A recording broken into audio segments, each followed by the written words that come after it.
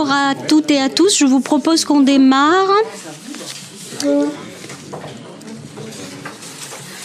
Alors, comme d'habitude, on est donc en direct sur le site de la ville, le Facebook de la ville et le YouTube. Notre secrétaire de séance est Sylvie Dubreuil-Moreau. Et au niveau des pouvoirs, alors j'ai un pouvoir temporaire, on va dire, jusqu'à l'arrivée de Catherine Bouillet, donc qui donne son pouvoir donc à Hervé Motte.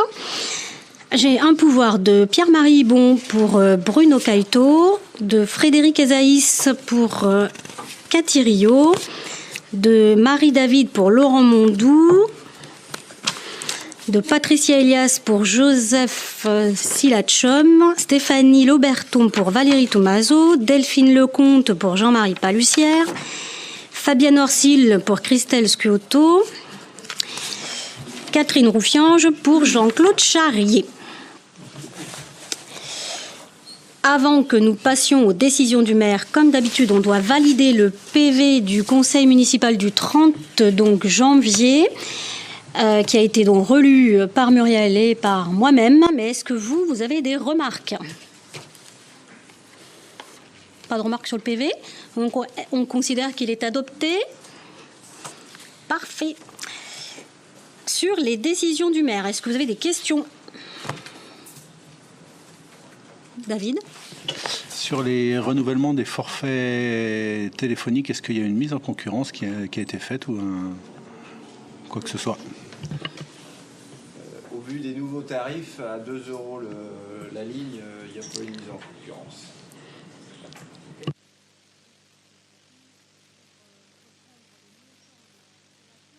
Ah pardon, c'est la flotte de nos lignes téléphoniques portables, donc 51 lignes. On était chez Actom. Ça fait bizarre. C'est là qui me répète. Donc nous étions chez Actom et Orange. On a donc une flotte de 51 lignes téléphoniques. On payait 570 € par mois. Aujourd'hui, nous allons payer 177 € par mois. Économie de 5 000 € à l'année. Effectivement, c'est une bonne action pour notre budget communal. Nos budgets qui sont compliqués. Donc voilà, donc pour 3 ans, vous l'avez, contrat avec Orange pour les forfaits mobiles sur 3 ans, 177,75 € hors taxe par mois, ce qui fait une économie de 5 000 €. Voilà. Merci Jean-Marie pour la réponse. Est-ce qu'il y a d'autres questions sur les décisions du maire? Non? Parfait. Donc, je vous propose d'accueillir pour notre premier point de l'ordre du jour. Je suis ravie que tu sois là ce soir, Martine. Donc, Martine Auger, qui est donc, vous l'avez reconnue, la maire de Thoiré, mais qui est surtout là ce soir en tant que conseillère métropolitaine, déléguée aux solidarités, à la santé, au handicap et à l'accessibilité universelle, et qui vient donc nous présenter le contrat local de santé métropolitaine. Je te laisse la parole et merci encore d'être là. Merci, je suis ravie Christelle de ton invitation et puis d'être au conseil municipal des Sorinières. Ça me change de mon conseil municipal de Thoiré, donc voilà, c'est une position plus facile ce soir pour moi. Donc je suis là pour vous présenter le contrat local de santé métropolitain. Vous le savez, la santé est un sujet de préoccupation majeur de nos concitoyens. Évidemment, le Covid y est évidemment pour quelque chose. Et comme le dit l'OMS, la santé, c'est pas seulement une absence de maladie ou d'infirmité, mais c'est bien un état complet de bien-être physique, mental et social. Donc c'est en partant de cette définition de la santé de l'Organisation mondiale de la santé que la métropole a adopté en juin 2023 une nouvelle politique publique, santé métropolitaine, dont l'objectif est la diminution des inégalités territoriales et environnementales de santé sur la métropole, en conduisant des actions de prévention sur les déterminants de santé à travers les compétences métropolitaines et communales. Je vous rappelle que les déterminants de santé, toujours selon la définition de l'OMS, ce sont et des facteurs personnels qui sont propres à chacun, et puis pour 65-70% des facteurs externes qui sont liés à des conditions sociales, économiques et environnementales dans lesquelles chacun de nous on évolue. Et donc évidemment, c'est bien sur ces facteurs externes et à travers les compétences communales et métropolitaines que la politique publique santé métropolitaine s'est orientée. Donc le contrat local de santé métropolitaine, c'est une des actions de la politique publique, c'est un des piliers même de cette politique publique. Et le contrat socle qui vous est soumis ce soir a été élaboré avec l'ensemble des partenaires, que ce soit l'Agence régionale de santé, la caisse d'allocation familiale, la caisse primaire d'assurance maladie, le CHU, la préfecture, l'éducation nationale et bien évidemment les 24 communes de la métropole. Donc il y a une co-contribution à ce contrat socle par les 24 communes qui représente le cadre stratégique et la première étape d'une démarche qui vise à engager les premières actions dès 2025 avec les signataires. Une seconde étape complétera ce programme d'action en le travaillant toujours avec les communes et les partenaires sur des actions qui sont programmées alors dans le temps du contrat. Le contrat a une durée à partir de la signature du contrat, donc printemps 2025, une durée de 5 ans, donc jusqu'au printemps 2030. Donc ce contrat local de santé, il représente un cadre stratégique partagé par les partenaires pour renforcer l'action des communes et l'action métropolitaine dès 2025. Pour s'appuyer, je l'ai rappelé tout à l'heure, sur les compétences du bloc communal et des autres signataires. Pour conduire et soutenir des actions de prévention et de promotion de la santé sur les déterminants de santé. Je rappelle juste, la santé, à travers l'offre de soins, c'est une compétence État. Il ne faut pas qu'on se trompe aujourd'hui, on ne parle pas de l'offre de soins. On parle vraiment d'actions de prévention et de promotion. Et le bloc communal, lui, il peut intervenir sur tous les déterminants de santé, donc les 65% dont je vous ai parlé tout à l'heure. Le CLS sera au service de tous les habitants, en portant une vigilance particulière à certains publics qui ont été priorisés dans le cadre de la préparation. Donc les enfants et les jeunes, les personnes âgées, les personnes en grande précarité et les personnes en situation de handicap. Et puis dans une dynamique partenariale avec des moyens dédiés de l'Agence régionale de santé et de la métropole, en ingénierie et en financement.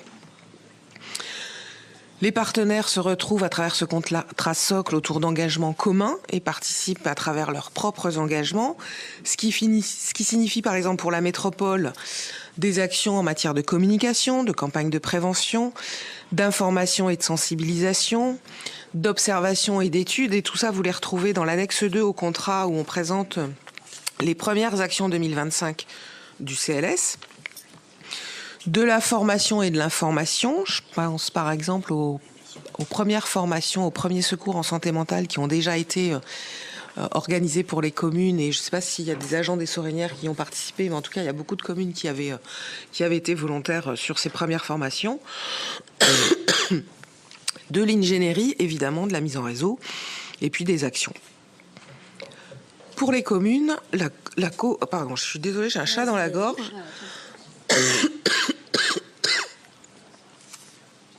La grippe est pas loin et il y a des restes. Ah oui, tu vas les passer. Donc non, elle est finie, je le rassure. Merci. Pour les communes qui ont donc participé à l'élaboration et à la construction de ce contrat socle et des fiches actions, il y a encore des fiches actions qui sont en cours d'élaboration et qui vont être finalisées au cours du printemps. Il y a eu aussi la désignation d'un référent technique au sein de chaque commune et d'un élu référent pour les questions santé. Il y a la mise à disposition d'équipements selon les besoins de la commune et la réalisation de certaines actions qu'auront choisi la commune. Et puis évidemment, il y aura une participation financière sur les actions qui auront été choisies par la commune et une participation régulière évidemment à la vie du réseau. Donc le contrat local de santé, c'est à la fois une opportunité, un levier qui vient en soutien financier et technique aux communes. Chaque commune est donc invitée à se prononcer sur ce contrat socle et à s'inscrire à la carte sur les actions pour lesquelles elle est concernée. Je précise, en fait, il y a eu la co-construction du contrat socle. Les premières actions 2025 ont été aussi élaborées avec les partenaires et les communes. Et puis, cette deuxième étape dont je vous parlais, elle va se finaliser au printemps. Et c'est à travers des groupes de travail qu'il y a avec les référents des communes notamment et des partenaires, où chacun va donner ses priorités d'action. Et en fonction, sur le temps du contrat, c'est pas que 2025 là, sur le temps du contrat, Et en fonction des actions qu'elles souhaiteront mettre en place sur leur territoire, elles participeront financièrement à cette action avec des aides et des compléments de l'Agence régionale de santé ou de la métropole en fonction. C'est pour ça qu'on parle d'action à la carte, parce que vraiment les communes s'inscrivent en fonction de leurs priorités propres à leur territoire. Donc voilà, pour vous brosser brièvement le contrat local de santé métropolitain. Après, je suis à votre disposition si vous avez des questions. Oui. Pardon. Peut-être, du coup, vous pouvez vous présenter pour Martine, ça peut être intéressant de savoir qu'est-ce que vous faites. Bonsoir, Cathy Rio, déléguée aux personnes âgées et au handicap sur la commune. Merci pour votre présentation, Madame Auger. J'avais 2 questions à vous poser. Donc, en complément de nos actions déjà proposées sur notre territoire, est-ce que ce contrat, ce dispositif, nous permettrait de développer des actions de prévention pour les personnes âgées ? En abordant des thèmes qui sont peu abordés aujourd'hui. Je pense particulièrement à la santé psycho-affective des personnes âgées. Et puis une deuxième question, quel serait le soutien apporté pour développer des actions de sensibilisation autour du handicap, en plus de ce qui est déjà proposé sur notre territoire ? Merci pour les questions. Alors oui, comme je le disais tout à l'heure, parmi les publics prioritaires du contrat local de santé, en fait, les personnes âgées et les personnes en situation de handicap font partie des publics prioritaires.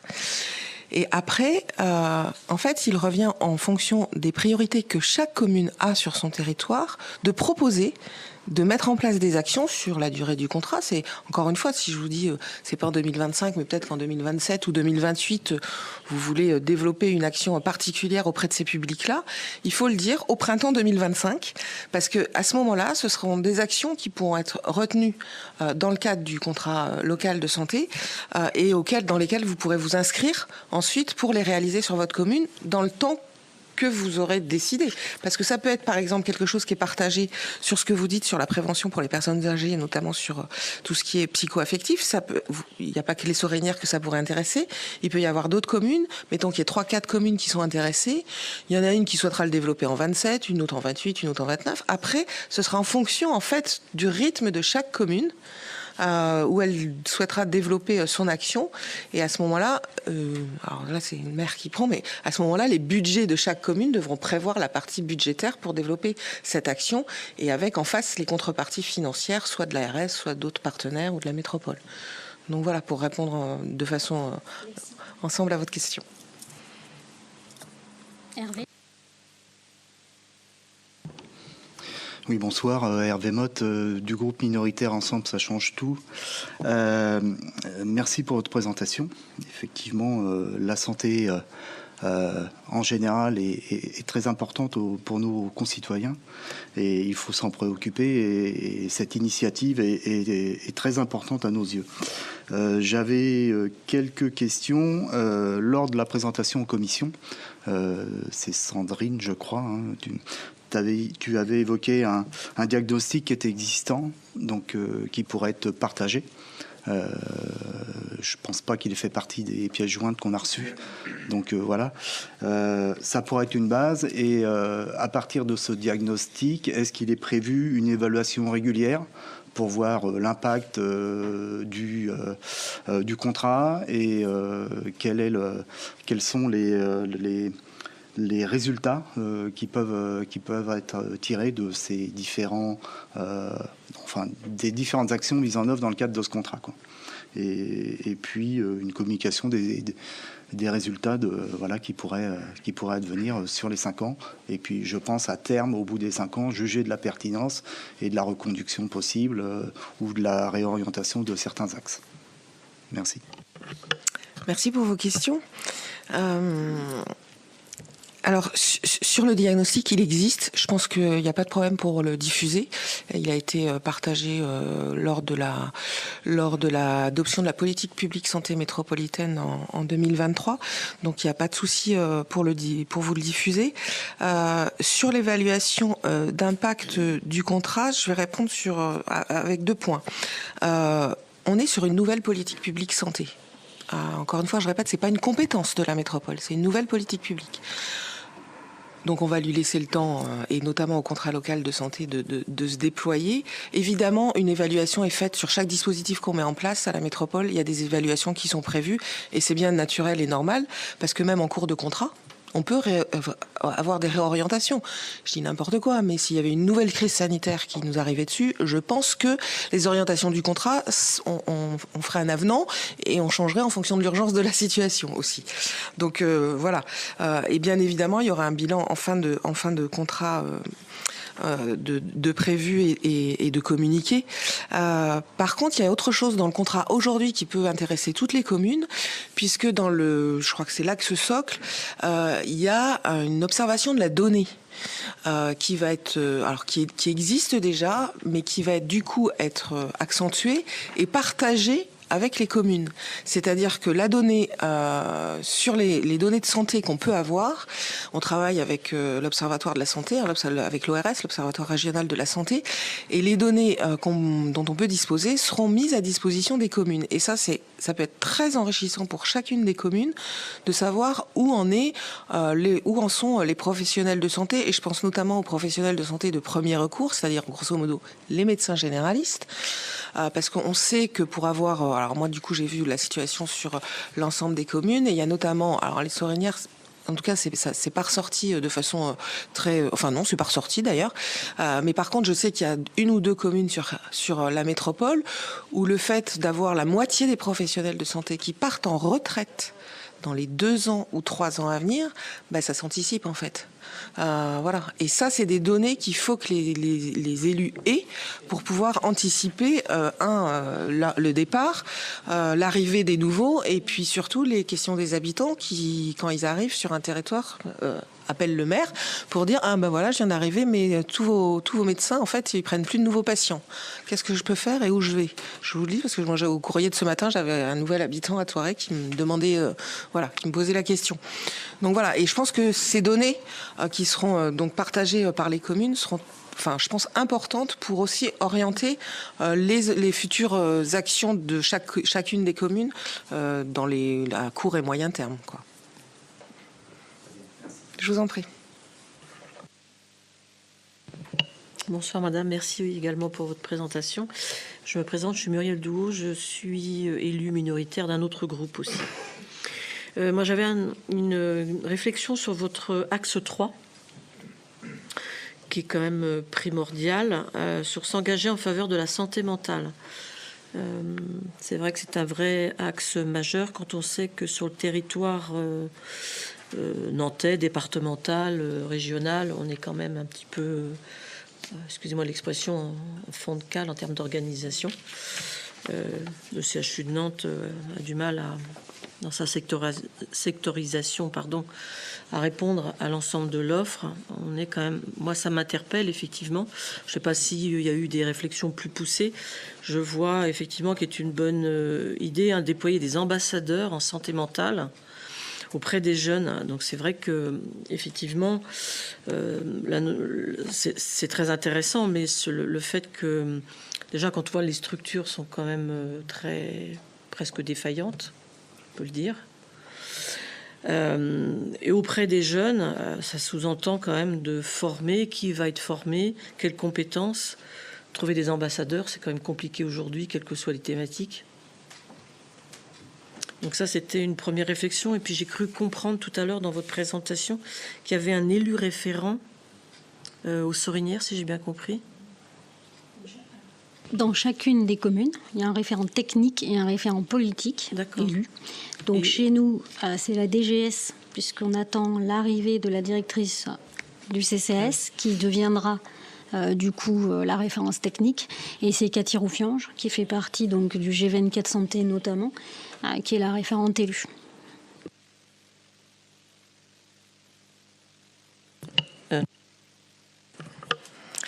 Merci pour vos questions. Alors moi je partage complètement le diagnostic que vous faites, mais tout le monde ne peut que le partager sur la défaillance des structures.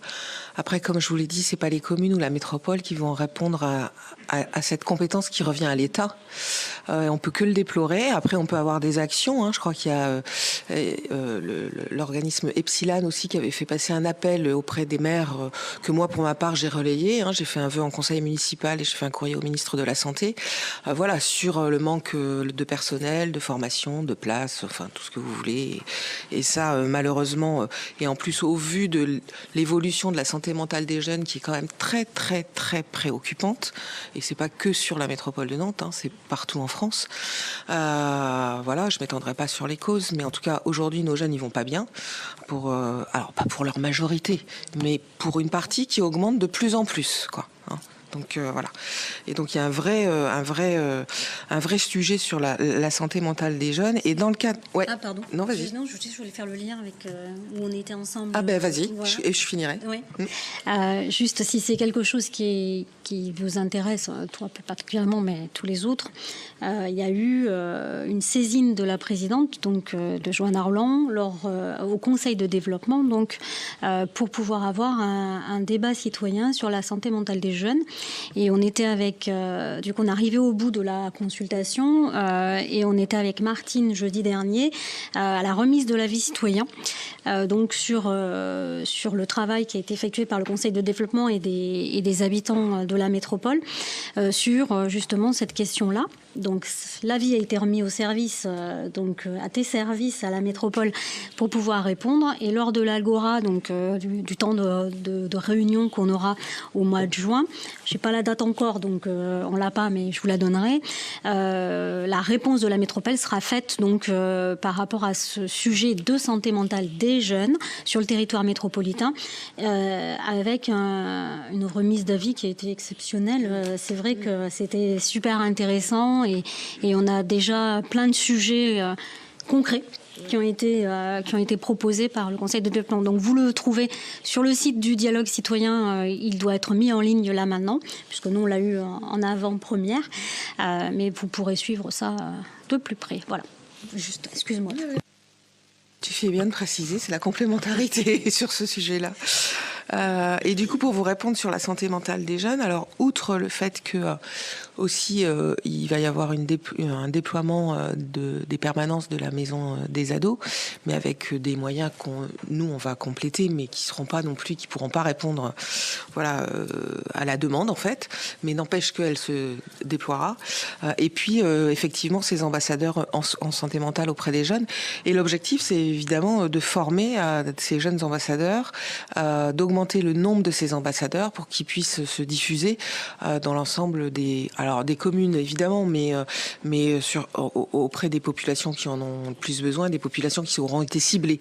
Alors soit par des assistantes sociales, soit par du collège, des lycées, voire parce qu'on parle des jeunes, mais les jeunes qui vont pas bien en santé mentale, ça commence tout petit. C'est pas que les ados et les jeunes adultes. Malheureusement, on s'aperçoit que les jeunes enfants ont aussi des problèmes de santé mentale. Donc voilà, en fait, on met des moyens pour développer à notre mesure et en fonction des moyens que l'on a et des compétences où on peut aller. Et donc là, c'est pour faire de la prévention où on peut. Et puis, comme je le disais, c'est une nouvelle politique publique, donc il va falloir lui laisser le temps de s'installer. Et puis, peu à peu, en fonction aussi du succès ou pas qu'auront certaines actions, de réorienter et d'ajuster. Mais ça, je dirais que ça pourra se faire aussi au cours du contrat, quoi.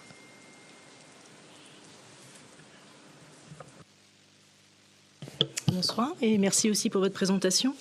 J'avais prévu 3 petites choses, et la santé mentale des ados et des jeunes adultes. Donc voilà, je pense qu'on en parle beaucoup ce soir, donc c'est une bonne chose. Parce que je pense que c'est pas facile à mesurer quand les familles sont pas concernées, de constater cette dégradation et de constater que les familles sont vraiment démunies parce qu'il n'y a pas les listes d'attente des rendez-vous, c'est catastrophique. Donc je pense qu'il y a vraiment des familles qui se retrouvent vraiment démunies, et dire aussi qu'en fait c'est toutes ces jeunes qui ne sont pas pris en charge par un manque de moyens, c'est des bombes à retardement qu'on retrouve après malheureusement avec sous des formes différentes, que ce soit des violences pour eux-mêmes, dans le cercle familial, et puis après, voilà, les faits divers dramatiques qu'on peut retrouver dans la société. Donc c'est vraiment une bonne chose que si la métropole peut se saisir de ça pour appuyer toutes les actions de prévention. Je voulais revenir aussi sur l'axe 1 pour rappeler le rôle essentiel des politiques environnementales, parce que c'est bien ce qu'on respire, ce qu'on mange, ce qu'on boit, notre cadre de vie qui influe sur notre santé. Donc je pense que c'est un levier puissant de prévention. Donc voilà, c'était pour faire un petit rappel qu'il faut mettre le curseur très fort. Et puis la troisième chose, c'est l'accès aux soins. Alors c'est plutôt l'axe 3 ou l'axe 4, pardon, où vous mettez faciliter l'accès à la prévention. Donc j'étais partie sur, moi, plutôt l'accès aux soins, mais en fait c'est une erreur. Vous, c'est l'accès à la prévention. Ouais. Mais est-ce que du coup la métropole peut se saisir de ce sujet parce que il ne faut pas y renoncer. C'est nos politiques publiques avec nos hôpitaux publics. On sait très bien qu'ils ne pourront pas tout absorber la médecine. On a besoin de la médecine privée pour compenser tous les besoins. Mais c'est aussi un risque de dérive. Donc est-ce que la métropole peut travailler aussi dans le sens de défendre la médecine prévention, mais la médecine publique, quoi. Juste pour finir, donc c'est le pacte de santé, forcément j'y suis très favorable. Juste ma petite inquiétude, mais alors je veux pas être rabat-joie, mais je le dis quand même, c'est par rapport aux efforts budgétaires que ça va demander, parce que du coup, même s'il y a un appui de la métropole, si on décide de suivre des actions de prévention, c'est bien des nouvelles enveloppes budgétaires qui vont nous être demandées. Donc comme on est déjà dans un contexte où on est obligé de sabrer, rogner et de toujours aller de priorité en priorité, voilà, c'est un peu mon inquiétude. Merci. Alors, je reviens sur la santé mentale des jeunes. Enfin, je vais pas y revenir précisément sur la santé mentale des jeunes, mais je pense que c'est aussi lié à un sujet dont nous, communes, on s'empare en général, et qui n'est pas sans incidence sur la santé mentale des jeunes, c'est le sujet de la parentalité. Parce qu'en fait, quand vous avez des jeunes qui vont pas bien, souvent, il y a aussi quelque chose au niveau de la parentalité qui a à creuser, qui a fouillé, qui a investigué. Et donc ça, c'est vraiment le rôle des communes aussi, de travailler sur ce sujet-là. Sur les politiques environnementales, alors là, on est sur le contrat local de santé, mais à côté, il y a une politique publique santé métropolitaine qui est beaucoup plus englobante et dans laquelle vous retrouvez tous les outils de politique publique et de compétences métropolitaines qui sont liées aux politiques environnementales. Je vous prends par exemple le plan climat, air, énergie territorial ou le plan de prévention du bruit à l'environnement. Et donc tout ça, ça vient s'agglomérer dans un concept de santé globale. En fait, on a pris la politique publique santé métropolitaine au titre de la santé globale telle qu'elle est maintenant. C'est un concept assez universel, le One Health comme on dit en anglais.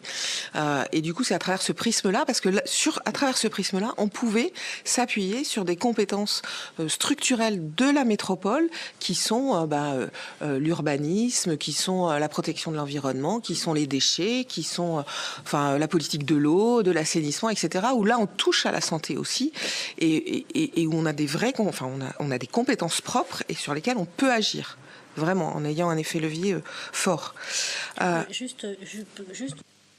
Parce que je pense, tu sais, à notre groupe politique stratégique aéroport, où tu es invité systématiquement, parce que c'est les communes riveraines de l'aéroport qui participent à ce groupe politique, les Sorinières, donc on en fait partie, j'y suis.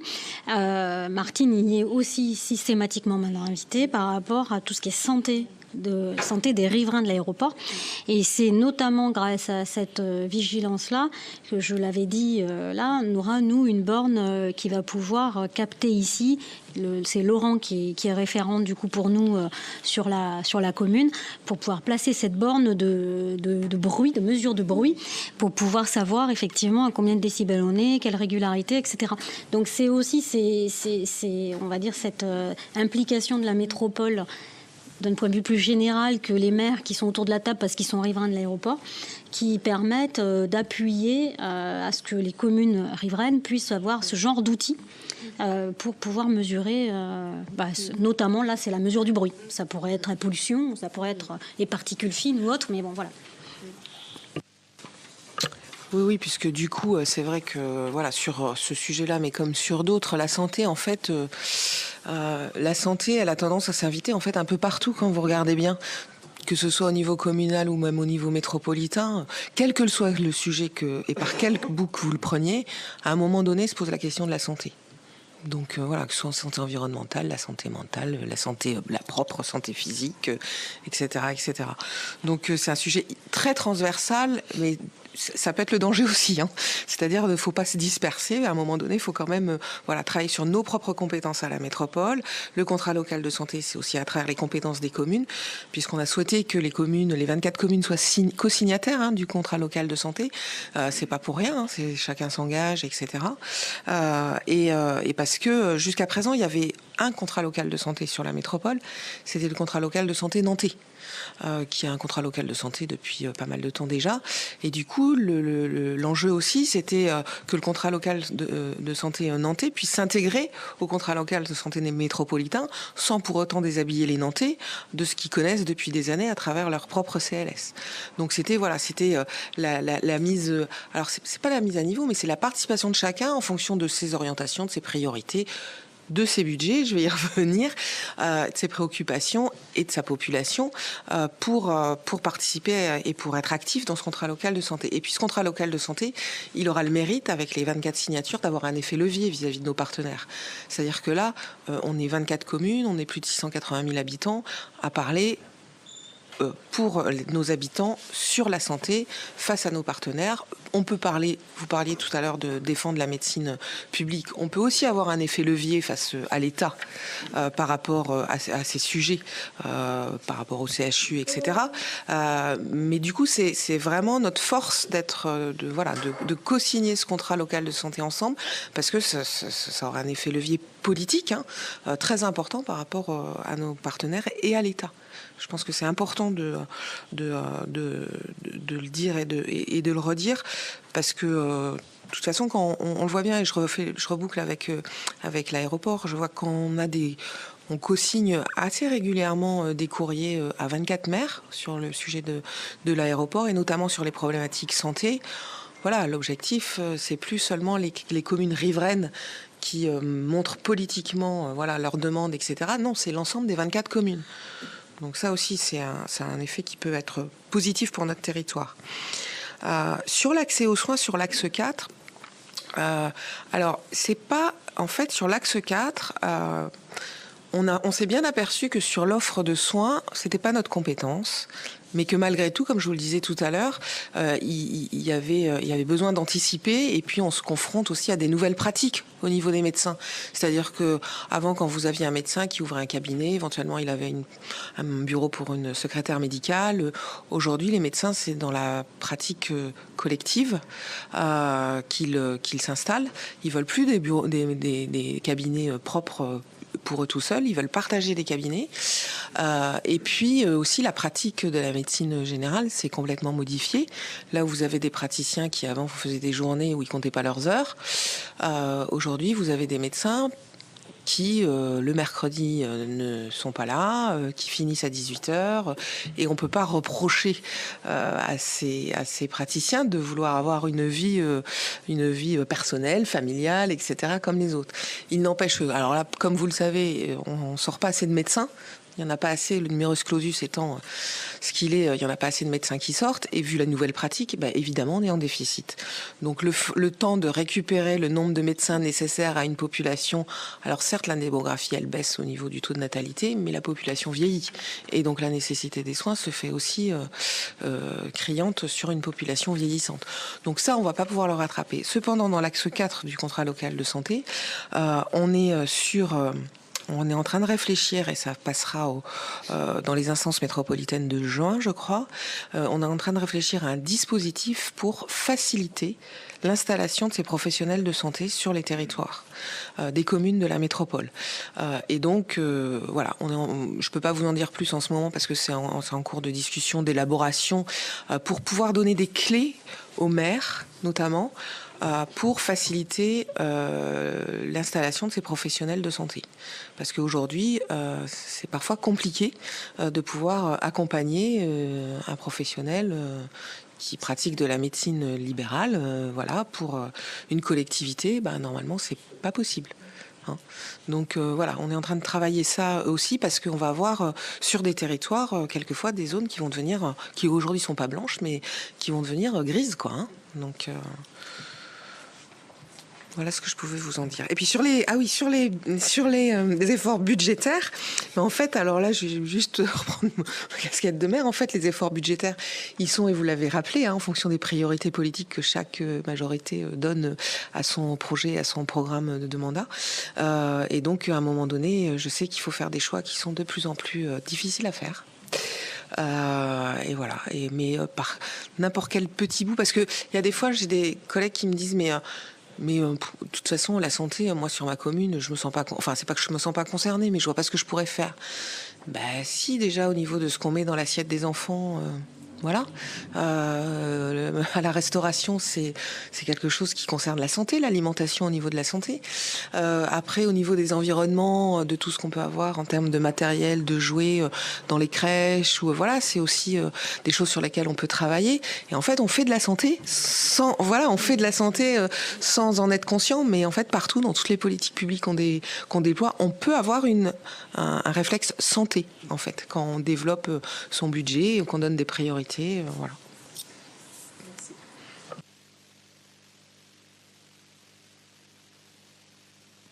Est-ce qu'il y a d'autres questions? Muriel? Juste une remarque. Moi, j'ai quand même du mal. Alors, je sais, c'est en construction, bien sûr, mais j'ai quand même du mal à percevoir comment mobiliser toutes les compétences dont toutes ces communes auront besoin. Il y a des priorités, je suis d'accord, mais j'ai vraiment du mal à voir comment, quand j'ai mobilisé les compétences, c'est-à-dire qu'aujourd'hui, chaque commune va s'emparer aussi, en fonction de son besoin, de son territoire, essayer de répondre à une offre.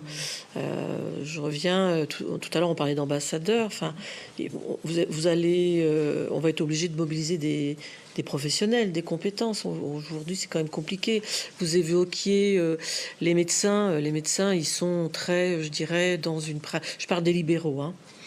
C'est compliqué pour eux de coordonner un parcours de soins aujourd'hui. Ils sont plutôt dans de la délivrance d'actes, de la prescription d'actes à la fois biologiques. Voilà, mais on voit la complexité pour eux, pour différentes raisons. C'est pas tant un problème d'effectif, un problème aussi de formation. Quand je dis de formation, pas de formation initiale à leur métier de médecin, mais c'est surtout comment après ils animent leur métier. Quand un patient vient pour un parcours, par exemple de cancéro, c'est comme compliqué pour eux de coordonner ce parcours envers différents professionnels qui interviennent dans la prise en charge du patient. On voit bien que c'est compliqué ça. Donc moi j'ai un peu de mal à voir là aujourd'hui comment va se mettre en place et surtout comment on mobilise les compétences pour répondre à ces besoins là de prévention. Et puis juste pour terminer. Effectivement, vous évoquiez tout à l'heure les partenariats avec le CHU, parce que le CHU a quand même une grande compétence prévention et de curative, mais effectivement, et l'ARS aussi. C'est comment tout ça va s'articuler. Voilà. Alors pour revenir sur le CHU, par exemple, dans l'axe socle, on a une action en soutien du hall santé du CHU de Nantes, donc déjà en soutien, et puis parce que ce hall santé va nous servir aussi à nous à faire la promotion d'actions en prévention et en promotion qu'on mettra en place sur le territoire métropolitain. Ça pourrait être aussi une vitrine un peu du CLS, et ça on le fait en lien avec le CHU. Donc ce sont des politiques complémentaires qu'on essaye de mettre en place avec eux. Après, sur la mobilisation des médecins libéraux et la coordination du parcours de soins, sur la métropole, alors toutes les communes sont couvertes maintenant par des CPTS, puisque l'ARS a exigé, puisqu'il y avait quelques zones blanches, dont d'ailleurs le canton de Carquefou, avait exigé que les CPTS couvrent tout le territoire de la métropole. Et c'est bien aussi à travers... alors ça, c'est vraiment organisé par l'ARS, c'est les médecins qui s'en emparent, qui l'animent, etc. Et là, les collectivités vont pas remplacer la dynamique des médecins. Par contre, le fait qu'il y ait ces CPTS permet aussi en tout cas, ce que j'ai cru comprendre dans les CPTS qui existent depuis un moment déjà, permettent un meilleur fonctionnement dans la coordination du parcours de soins. Voilà, c'est ça. Comme vous dites, c'est primordial. Et donc, je pense que ça ne peut aller qu'en s'accélérant. Et puis, dans le cadre de ces CPTS, je pense que... Alors, nous, on n'est pas partie prenante, mais je pense qu'il y a un lien qui doit se faire entre le territoire et les CPTS pour faire remonter, faire redescendre des informations qu'on peut avoir sur l'état de santé de nos populations, puisque, encore une fois, et je recroise avec ce que je disais tout à l'heure sur l'observation de la donnée et les données qu'on pourrait avoir, ça pourrait permettre un dialogue plutôt intéressant entre les professionnels de santé réunis au sein de ces CPTS et puis les élus, pour toujours agir en matière de prévention et de promotion.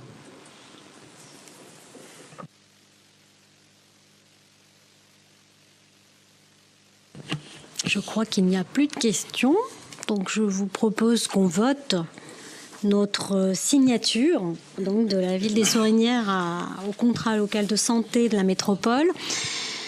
Est-ce qu'il y a des oppositions, des abstentions?